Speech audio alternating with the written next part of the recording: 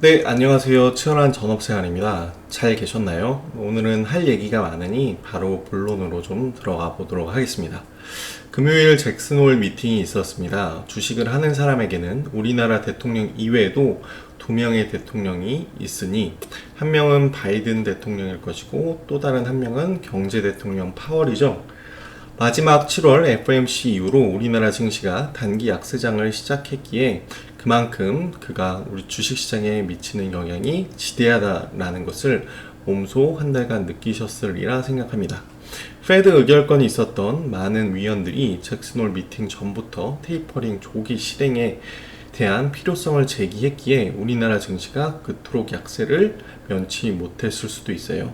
하지만 파월은 최근 강한 미국 인플레이션이 일시적이라고 일축하였습니다. 심지어 5개의 표를 직접 보여주며 설명하는 노력을 기울였죠. 구체적으로는 지난 30년 동안 인플레이션을 억제해 온 세계화 기술 발전 등의 글로벌 디스인플레이션 요인이 여전히 강하다라며 강조하였습니다. 하지만 자산 속도를 줄이는 테이퍼링을 올해 시작하는 것은 적절하다라고도 동시에 언급을 하였습니다. 그러면서 시장은 테이퍼링은 차치하고서라도 기준금리 인상 시의 지연을 인식하였습니다. 결국 10년물은 1.31%까지 밀리며 금요일 시장 마감하였습니다. 파월의 임기는 내년 2월까지입니다. 옐런 재무장관과 백악관의 두터운 신임을 받고 있지만 불과 한 달 전까지만 해도 민주당 쪽에선 브레이드 너드라는 파월보다 더욱 비둘기파적인 인물을 추천한 바 있습니다. 파월 입장에서는 매파적인 목소리를 현재 내기에는 쉽지 않은 상황입니다. 여튼 이렇게 잭슨홀은 국내 증시에 매우 긍정적으로 마감을 하였습니다. 그러면 이제 행동을 해야겠죠? 과대낙폭한 종목들을 줍줍하도록 하겠습니다. 지금까지는 강원랜드 올인이었지만 현재 포지션을 유지한 채 포트폴리오를 화끈하게 늘려보려 합니다.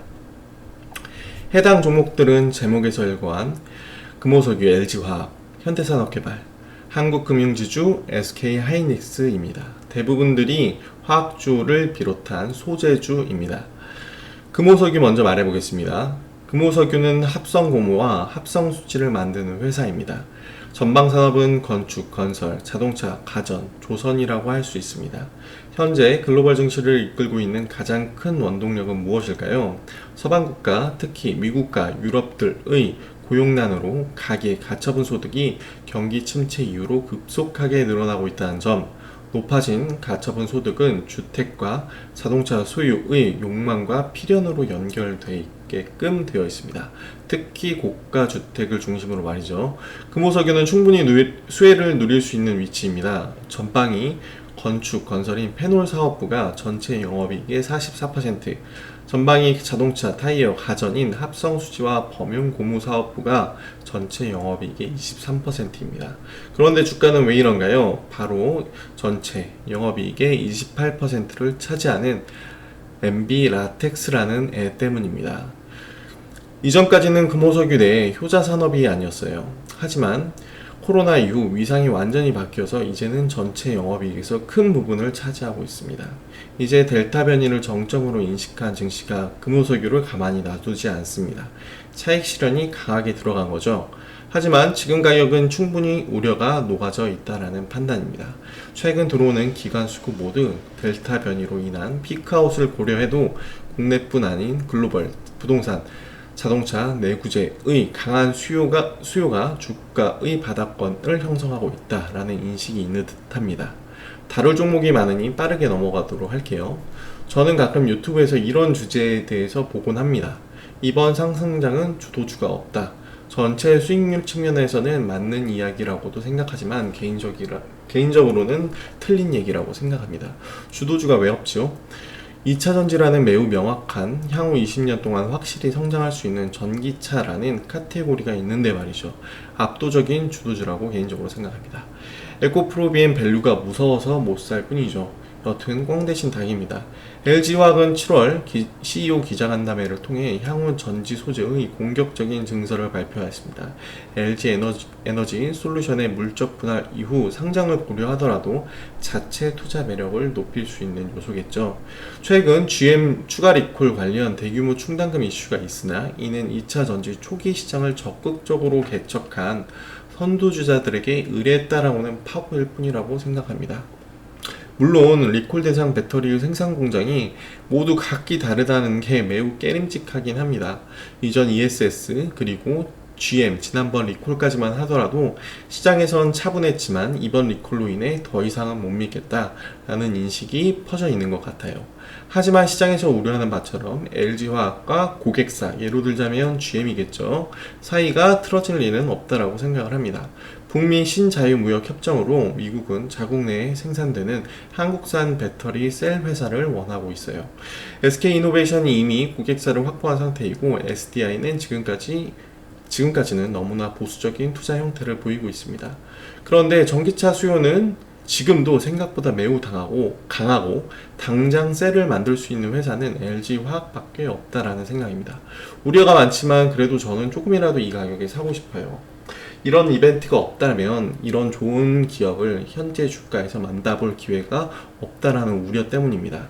또 혹시 압니까? 이미 반려된 상장 일정이 그룹 차원에서 재검토될지, 기존 파우치형에서 원통형인 테슬라 4860 개발 협력사까지 기술 로드맵을 가장 선도하는 회사가 이 대단한 걸 수직 계열화 하겠다라고 하니 제가 관심을 안 가질 수가 없었습니다. 현대산업개발입니다. HDC 현대산업개발은 2018년 분할 이후 상장하였지만 지방부동산 냉각으로 2019년까지 건설주가 약세를 보이던 와중에 2020년 코로나 반등 이후에도 아시아나 항공 인수 협상으로 크레딧 이슈까지 덮치게 됩니다. 결국 유상증자를 4천억 원 하였죠. 여튼 나올 게 다 나왔습니다. 이후 경영진은 본업 건설업에 집중하여 공격적인 수주를 이어나가고 있습니다. 마지막이 포인트예요. 건설업은 경영진은 향후 부동산 경기 예측에 따른 수주 전략 및 방향성이 매우 중요한데 현산의 수주 행보가 제가 생각하는 부동산 경기 방향과 일치하기 때문입니다. 주머니가 두둑하니 수주 행보가 과감할 수밖에 없습니다. 상반기 수주만 4조 원으로 작년 연간 수주액을 이미 초과 달성하였습니다. 리츠를 포함한 디벨로퍼 영역 올라운드 플레이어였던 지금도 현대산업개발은 과거 항상 프리미엄을 받아왔습니다.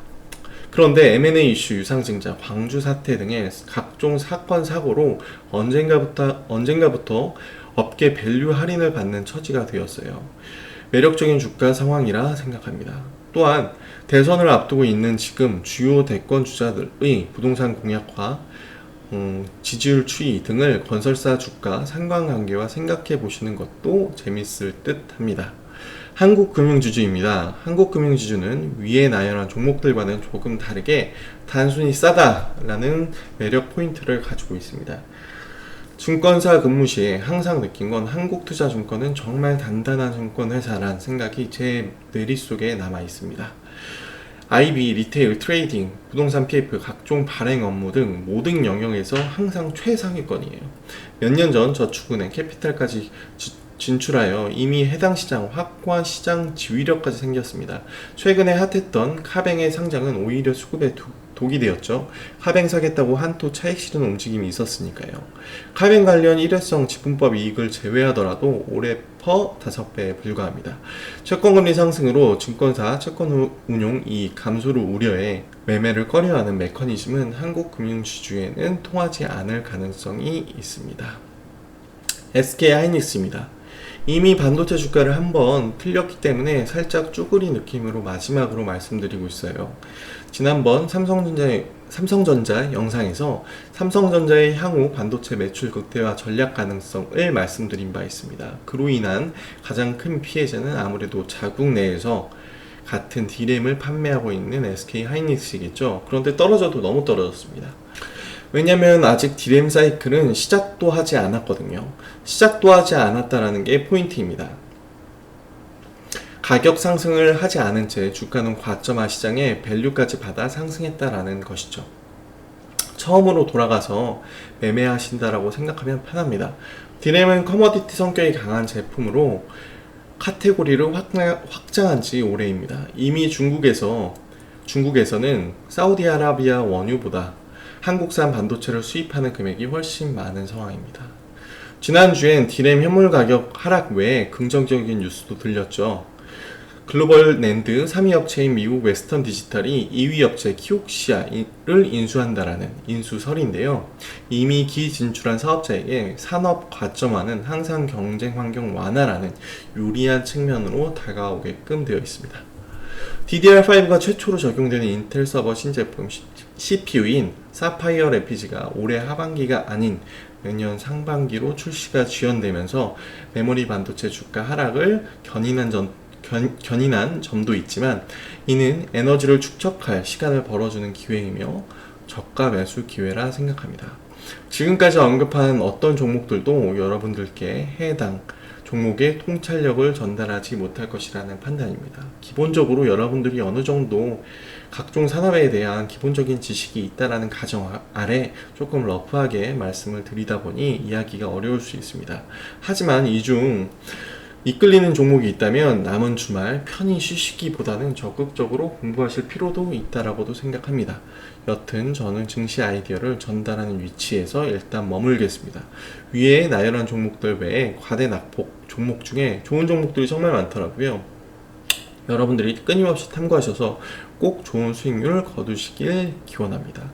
오늘 말씀드린 종목들은 아시겠지만 투자 참고용이고요. 이번 주 혹은 이번 한 달 정말 좋은 수익률 거두시길 정말 간절하게 기원합니다. 시청해주셔서 감사합니다.